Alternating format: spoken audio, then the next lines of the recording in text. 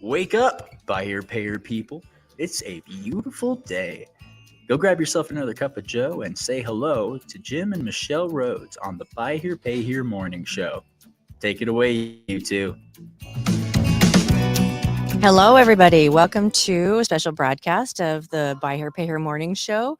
We're so grateful that we can all be here together. It's a beautiful Wednesday. Lots of noise in the background. They're trying to put tables up and stuff. So hopefully you're not hearing that too loudly.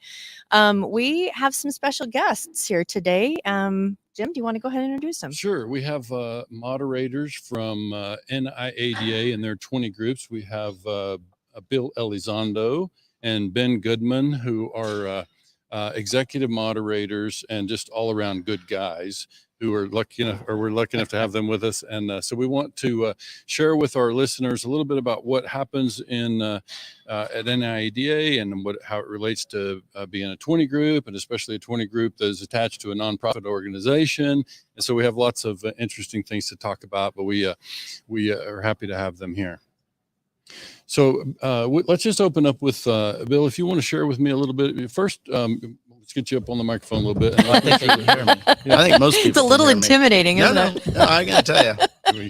We'll try out the spacing there. But yes. Let's make sure first for our listeners who haven't had a chance to meet you, you want to share a little bit about your background, how you came to be in the place that you are. Sure, absolutely. 31 years in the business. Been in the Buy Here Pay Here business, working for Car Financial, America's Car Mart, Superior Auto. Then had a consulting and training operation with AFS Dealers, another company, and then came over to NIADA.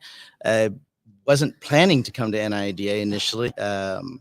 I just wanted to be a temporary or maybe an interim moderator for a short period of time. And I think they saw my resume and they said, hey, you're hooked. They liked what they saw. And I said, okay, you know what? This is the National Association. So, Yep. Why not? This is the greatest opportunity for anybody to be able to work for a nonprofit national organization. Yeah. And I think it's a great thing. And Bill and I have known each other for a time, and I can share with you that not only does he know various aspects of the car space, he's also just a big relationship guy. So he's somebody who is big on building relationships, getting to know people, and obviously can better help people in that way. Ben, why don't you give us a little bit about your background, how you came to be with NIADA and what your car background is? Sure. I'm not quite as old as Bill is, so, Yeah, right. so I've only got 28 years in the Uh-huh. business, and I started off. I started off with Citigroup on their subprime finance arm. Spent about 16 years there. Left Citigroup and went to Byrider. JD Byrider at the time. I guess they did a rebranding since then, but JD Byrider in 2010. Spent about 10 years there, and started with NIADA about a year ago. I got a couple phone calls. One of those phone calls was from Chris Leadham. You guys might know who Chris Leadham Yeah. is. And Chris called me up and said, hey, you ready for the big stage? And I said, bring it on, baby. Let's go. Nice. Very, very good. Jim's taking some audio visual. Those of you who are listening in, we weren't able to get this broadcast over the speakers. And so we've got a lot of people here that are all getting cozied up to the table to be able to hear what it is that we're saying. We're really grateful that we could be here with you all today. Jim, we were discussing earlier today with Gordy too about NIADA and where we're going as an organization.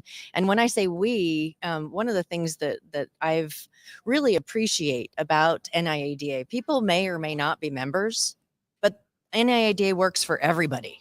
And so, member or not, there is a lot that has been done, and a lot that can be attributed to this organization. And we just, first off, I just want to express my appreciation as someone who's helping teach dealers everything you guys do. Yeah, I think that's a great point. When I decided to come over to NIADA, I did a little bit of research on the independent dealer, and at the time I read I believe it was a Cox report, but there was about 55,000 independent dealers in the space across the country. And boy, what a voice. Think about all the people that are employed by 55,000 dealers across the country, all of the jobs, all of the power, all what we do for our communities, what we do for our customers, right? And what I really love about this association is that we have that presence in DC, and really the lobbying we're able to do on behalf of the dealer. I just think it's so important all the issues that we're able to kind of get involved in. Memberships up for the association for the first time in a while, which is really exciting to be a part of. So Yeah. Yeah. Well, let's talk 20 groups. Yeah, and in that context, I would say we like the idea that NIADA as an association is a steward of education, right? We want to make sure so there's and within that stewardship or within that education is compliance, which is a big piece of what we want dealers to learn. And we also recognize, for the sake of our audience, we recognize that within the work that you gentlemen do, there's buy here, pay here. There's independent retail. There's some finance company stuff out there as well. Yep. So we might talk about that. Bill, you want to speak to, let's first talk about what is a 20 group. Just make sure those listeners who are tuning in might not Sure. be familiar. We'll make sure they understand what a 20 group is and how people can benefit. 20 Group is a member of dealers anywhere from 15 to 20. We want to get up to 20. And we have all the dealers speak in a room that they can speak freely. It's almost like a board of directors is what we kind of call it. We look at financials, we go through topics, we discuss different situations and circumstances that are happening within the dealership themselves. And the dealers themselves are the ones that are talking. As moderators, we're just there to kind of make sure the conversation continues to grow. If there's a question or something that they ask us because of the experience that we might have, we would answer those questions. But for the most part, it's the members and the dealers that are going to talk about what their experiences are, what's happening, and they're sharing the most open things that they might not ever share with another guy that's right down the street from them. It's a safe space. It's a very safe Yeah. space. So I think that's the biggest part of what 20 Groups is all about. And yes, we have a number of different 20 groups. We have service 20 groups for buy here, pay here, and retail. Right. We've got lease here, pay here 20 groups. So we got the finance group, and then of course buy here, pay here, and retail. So, and I might just want to reaffirm that when you talk about the safe space, what we're really talking about is a group of peers. So these dealers are similar in profile, typically, right? And then they're not typically in a competing region. Like Right. the members have to vote to allow somebody in. So we want to make sure that we're able to speak freely in that room, that we don't have a competitor from across town. That's exactly right, Jim, because you're sharing financial information and you're sharing, I mean, there's a lot of basic blocking and tackling in our businesses, right? Mhm. But there's some trade secrets that we have, okay? And you don't want to share that with the guy across the street. Right. So that's what we're talking about when we're talking about safe space. And when you think about, the 20 group program, just think about what's happened over the last couple of years with the pandemic. It seems like there's always going to be some type of challenging, challenge issue that we're dealing with right now in our space. And having peers in a room to be able to talk about, how are we going to face these challenges and what are we going to implement and able to overcome that? It's super powerful because these guys, the folks in the room are going through the exact same thing that you're going through right now, and be able to kind of talk about that. It's really powerful. Right. Very good. So I think when we think about this in the context of what I call a SWOT analysis, SWOT for those not familiar. So you got strengths, weaknesses, opportunities, and threats. So if I look at and again, our audience is really buy here, pay here. Sure. And so when we think about for the challenges that we face in buy here, pay here, I think we're all familiar with cost of car. Now we got fuel prices on top of that. We got some compliance to think about. What are you guys seeing in your 20 groups as it relates to the challenges that we currently face? I think that you nailed a few of them that are continuously talked about right now, especially, and I think compliance with the safeguard rule that is going to be coming into play in December. That's another big part of it as well. But we're also talking about employees and how to retain your employees. What do you need to do differently? Sure. What are they doing differently? I mean, we never really looked at the employees themselves as closely as we do now to kind of make sure that we retain them, because I think in the bigger scheme of things, how much does it cost to actually have to continue to hire somebody each and every time and find somebody, and the time and the challenge is there. So those are the biggest ones. And Ben probably has a few others that he can probably throw in as well. Yeah. I think the past couple of years, when we first started facing this pandemic, everyone was very concerned about what was going to happen with our business. And what we found was we've really had a pretty good couple of years, right? Overall, especially on our related finance company side. Mm-hmm. Well, it's been a little easy. There's been a lot of money in households, right? And now today that money's not there. And guess what's starting to happen? And we all been predicting it. We knew it was going to start coming, but repos are starting to come up, right? Delinquency starting to come up. And in our business, it always feels this way in our business. It's the squeaky wheel that gets the grease, right? Right. Always. And guess what has not been squeaking for the last 2 years? Our related finance company. So for me, that is the biggest challenge I think we're facing right now. We've got to deal with that. We've got to deal with the inflation that you mentioned a few minutes ago. And then your cost of funds are going to go up. You Right. got to think about what your cost of funds and what's that going to do to your business. So I think really doing a solid projection model rolling into what your business is going to look like for 2023, understanding the financial outlook where we're at right now and how you're going to plan your business, because Sure. things are going to change for sure. So if I think about that in the context of the way I think about it when I go call on dealers, if you're a dealer in Pennsylvania and you're a dealer in Illinois, your customers are facing the same kind of challenges. Yeah. You're as a dealer, you're facing the same challenge. Your customers are really the same. They may Yeah. have different last names and drive Right. a different car, but they have a similar thread, right? So when I think about that in our context, and I think about inside a 20 group, we use the phrase best practices. Yes. So what is best practice? You're telling me what's working for you over there is something I should know about, because it's probably a practice I could implement in my own business and expect similar results. Right? Is Absolutely. that the way you guys think about best practices? Yes. Go ahead, no, Ben. No, absolutely. That's exactly what's happening. That's the power for me. That's the power of a 20 group, is being able to leverage those best practices. We're all facing the same challenge. You just nailed it. We're all facing the same challenges. We all have a similar customer base, right? Because that's the niche we're in. Right. And how we're facing those challenges. Well, the guy in Pennsylvania, he might have learned something that the guy in Illinois hasn't learned yet. Right. And then we're gonna put that together. Mhm. And guess what? I don't care to share it with you because you're in Illinois. Right. Yeah. And you're I'm right. in Pennsylvania. It's Yeah. okay. I have jokingly said this when I've traveled, and you guys will appreciate it. I've said that when I go out and do visits, one of the things I can expect somebody to say to me in the course of a visit is, as somebody on the staff management team will say, Jim, what you don't understand is our customers around here are just different. Well, guess what? They're not. Your dealers, your customers are having the same challenges his customers are facing, and they might have a little different dialect, but they have the same thread. Everywhere I go, it's the same. And so you guys are seeing the same, I'm sure. Yeah, they're running in the same circles, in a lot of cases, Same challenges. and challenges that's the biggest thing. They're shopping at the same places, they're talking to the same people. So, Right. they're having some of the same issues, but that's been the way it's been forever. I would agree with you. It's people always try to tell me it's a little different over here. No, I can tell you, being in this business for as long as I have, and yes, I am a little bit older than Ben, but that has given me a little bit more of the experience of being able to know around the country that they're all the same. Right. Mhm. Yeah, I've worked from anywhere from California all the way out to Georgia and everywhere in between. So, Right. knowing those individuals, they're not different at all. So you know what is different though? Here's what's different. The difference is the leadership in our stores. Yeah. That's That's different. true.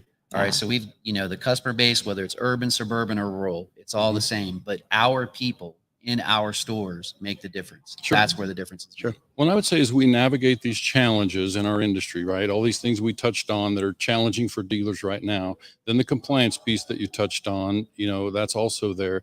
So our ability to navigate those things, we rely on a strong association to provide us all of the resources that we need, education, training, whatever it's going to look like to help us navigate these weird times. Sure. And we are my 20 plus years in buy here, pay here, we've come through the strangest period that I certainly have known.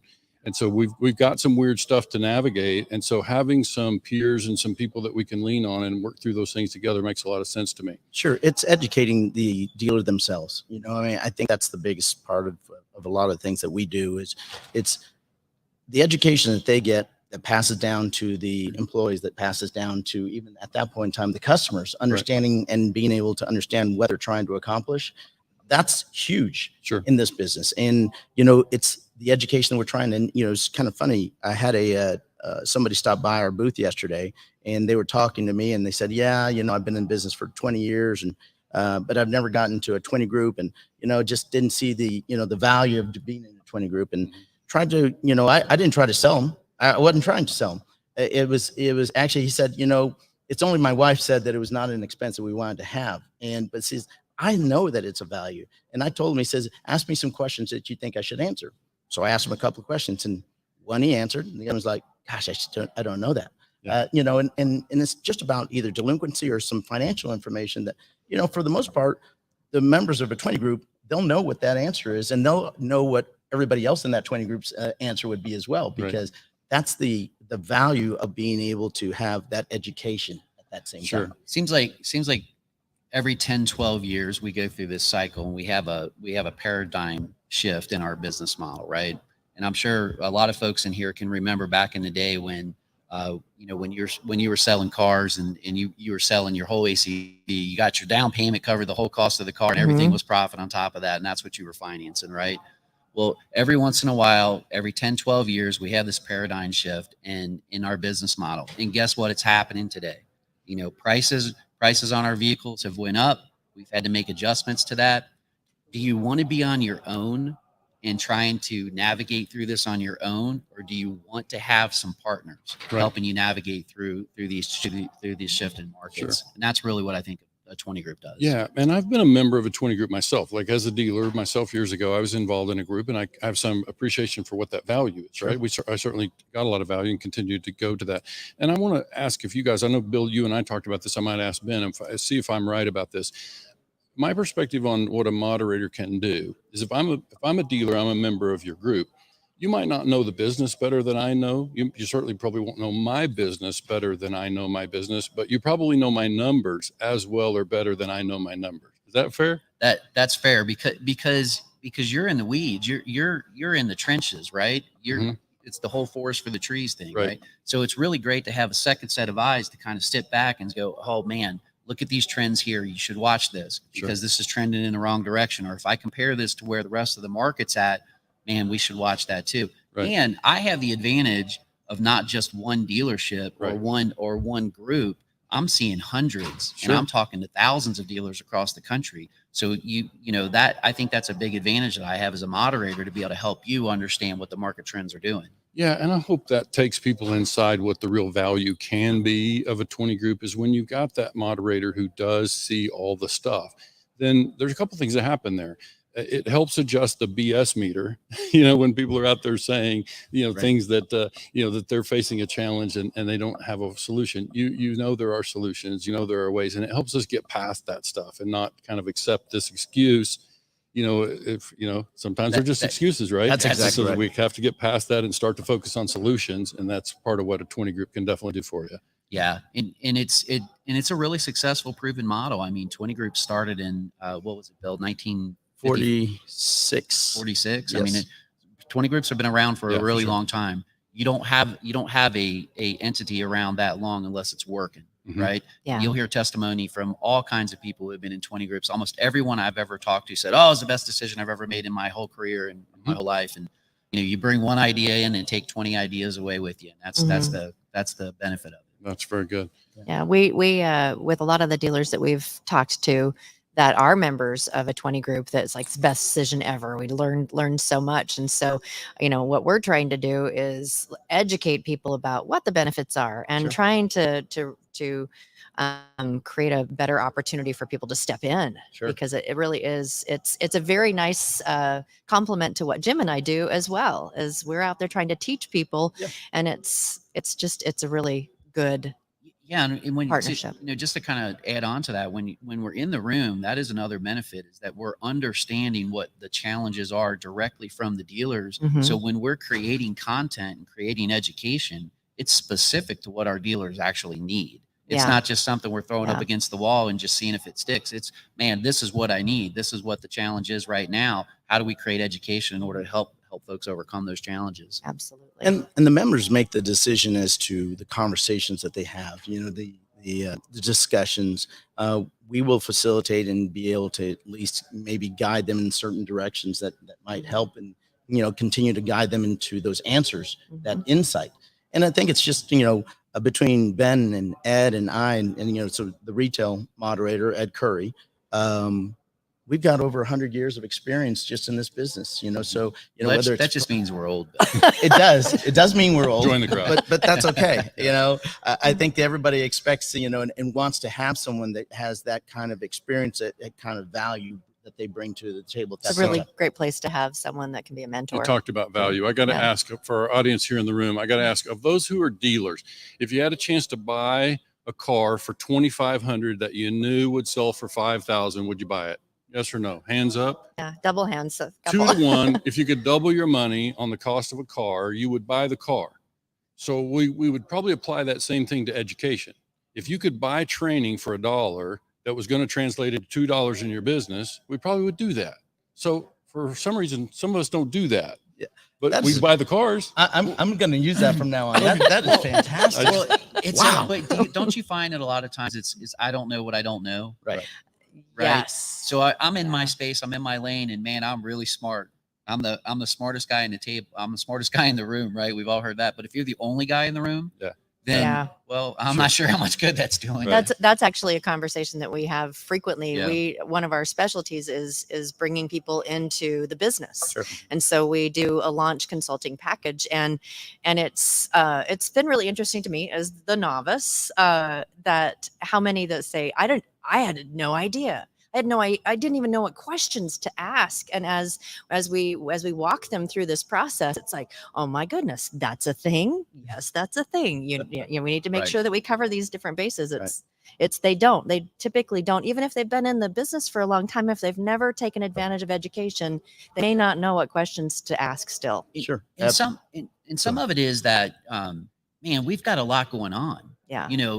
You're a dealer, you're in your store, you're in your dealership, and there is a lot going on. You might be short staffed, you're trying to sell cars, or you're trying to figure out why you can't sell cars. You can't collect your paper. You're trying to figure all that kind of stuff out. And it's like, I do not have time to get the education I need. I do not have time to do that training. Right. And it's kind of the old axiom we all say, well, do you have time not to do it? And that's really where you got to think about that. But the problem is how do you find the time, and how do you justify the time? And I think that's what we see a lot. I look at it as, if you don't have the time and you say, I don't have the time to work out, well, then you're not going to work out, you know, and it kind of goes hand in hand. And to exactly what Why Ben are you said, looking at me when you say that, Bill? I just, Ben is he's doing his own when he wants to. We know that Bill is swimming every morning. If you guys are up with the crack of dawn, he's out in a pool somewhere doing his laps. So yes. But my point is thank you. But my point is that the bottom line is you can make time for what you really want to and what you feel is the most important Amen. to you. Yeah. Right? Amen. So, and if it's not important to you, well, then your business is not that important to you. And that's the thing that you have to wake up. You wake up, you wake up saying, I'm going to win today, and I'm going to learn something, and I'm going to get better at what I'm going to do. Yeah. I like how you put that. It's really interesting. We find time for the things that matter. Sure. To us. Absolutely. And so we can find time to watch reality television for, do whatever, a Netflix marathon on the weekend, because it's something that we want to do. Absolutely. And so it is. I like that it's about prioritizing. Yes. Sure. Yeah. Very true. So, and I watch TikTok because I'm always looking for new ways to do does. brisket or whatever the thing's going to be, right? The So, things he learns, yeah. the things he brings up, and he's got like a whole file of, honey, I wanted to show this to you, it's but you all were in the asleep. it's all in the context of education. I'm learning. So, I just saw you smile again. Oh, you Yeah, it did. I happens. know. It's like rare. It it's happens, very, yes. very Yeah. rare. yeah, you should somebody get a photo. Yeah. No, it's one of those things. I think what Michelle and I talk about a lot is this idea of working on your business, sitting in your business. And we know, because I was a dealer myself, I know how challenging it can be. You go to the 20 group meeting, you get these ideas you want to implement, and dealers have told us they come back and for 2 weeks they're supercharged, and then things kind of fall back into the rhythm. And so where Michelle and I come in is kind of more on the implementation piece help of out with that, kind of help to make sure we follow through. So that's a struggle for a lot of, not just buy here, pay your dealers, but just entrepreneurs in general have trouble implementing the things that they know they want to do and should do. And I will say that, I'm sorry, Ben, but I think Ben and I and Ed, we do a very good job of a follow-up. We know that happens. I mean, it probably happens to some of us just as much, any one of us at any point in time. But it's that continuous follow-up and that continuous conversation and discussion that is always very important. And I can tell you for a fact that I know Ben does a fantastic job with all of his members, talking with them, continuously having conversations with them. I've got specific Facebook groups that are just for the members themselves. So we have conversations through that. Nice. So, it's the way that we have those, direct conversations without having to go and just make a phone call. Sometimes it's just a quick question someone wants to ask. And so it kind of gets set up that way. So there's always a little touch. That's that beautiful. We're doing. Yes. That's very, very good. Sorry, Ben, go ahead. No, I couldn't agree more. I mean, you know, when you go out and consult with someone, whether it's a 20 group or a consultation, or it's just an educational class, whether it's on site or virtual, right? We do all of that kind of stuff. And you're spot on, Jim. We have all these great plans, and we've taken pages of notes, and we're going to go back and we're going to implement all this stuff when we get back to our dealerships. And then life happens, right? You know, life happens at our dealership, and we're still short staffed, and we still have all these issues that are going on in our dealerships. And it doesn't take very long to forget that excitement.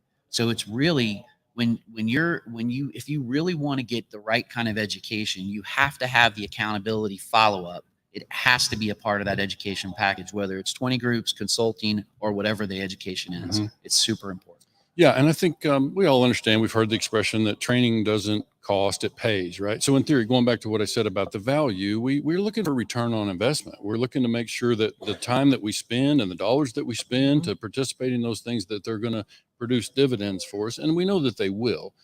We know that dealers do glean enough from other members in those settings that there's enough rich, actionable information there to be able to put that in their business, right? Yeah, sure. Absolutely. And honestly, it's the drinks after the meeting. Yeah. You know, it's the lunch in between. It's the hallway talks that really matter. Yeah. I mean, you start generating all these ideas in the meeting, but it's those one-on-one conversations with your mentors or with your peers within the dealer 20 groups that happen after the meeting that are really powerful. So they can go to a dealer and say, man, you're over on the left side with your inventory turn. How do you do that? You know, what's happening? So you drill a little deeper. That's exactly right. Over a cocktail. Oh, yeah, absolutely. Right. And you know what? And that conversation just flows from there. And then brings more ideas back to the meeting, even the next day. And, you know, here's something I learned. Here's something I gleaned. Because every member in the 20 groups, they want to help everybody else. Sure. There's not one that does not want to help the other. They want to make sure that they're guiding this other member and saying, hey, I'm going to give you my best practice and best experience because I want you to succeed just like I want to succeed. Right. And we hear that all the time. Yeah. And there's no better BS detector than the other dealers in the room. Right. So if you're probably serve some lively conversation, if I'm you're sure. embellishing just a little bit on your numbers, you are going to get called out over drinks. I promise you. Yes, absolutely.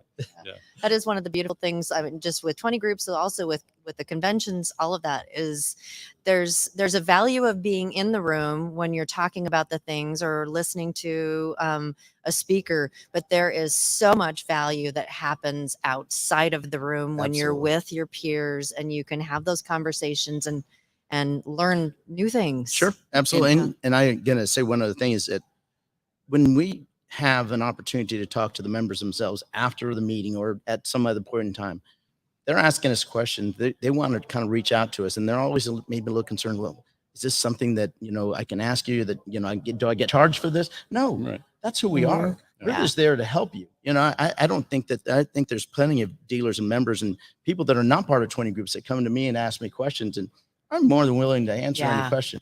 I don't have an issue with any part of that.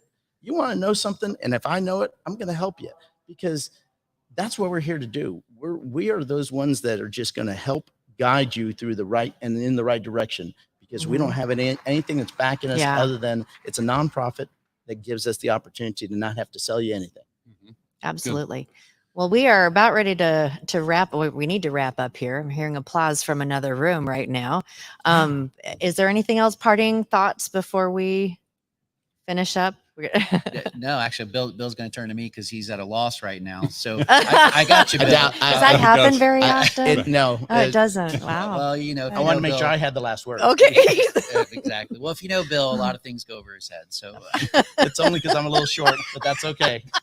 I don't worry about that. I just get him in the pool, and then we're about the same height. Yeah, exactly. Anytime I've been together with these guys, this is the way it works. Yep, it's awesome. Jim, Michelle, really appreciate you guys, you know, giving us some time to talk a little bit today. It's been great, and man, I just can't say enough about the association itself. I'm really excited. I'm coming up on my first year anniversary with the association, and it's been a fantastic ride so far. I'm looking forward to many, many more years. The dealer group, the dealer 20 groups are just, we're growing, especially on the retail side, which is fantastic. We've got a lot of different groups that are coming up. We've got some express groups we're going to be building. It's really exciting times right now. So I just thank you guys for the opportunity to talk a little bit, and really appreciate it. We are here in the context of our Buy Here, Pay Here morning show. We call it the BHPH morning show. It's only a month or two in existence. And we've already had Bill. Really, on as a right? guest. It's hard to believe it started Well, in hold May. on, because I heard this morning it's going to be called the Buy Here, Pay Oh, Here. no. They're, yes Buy and Here, no.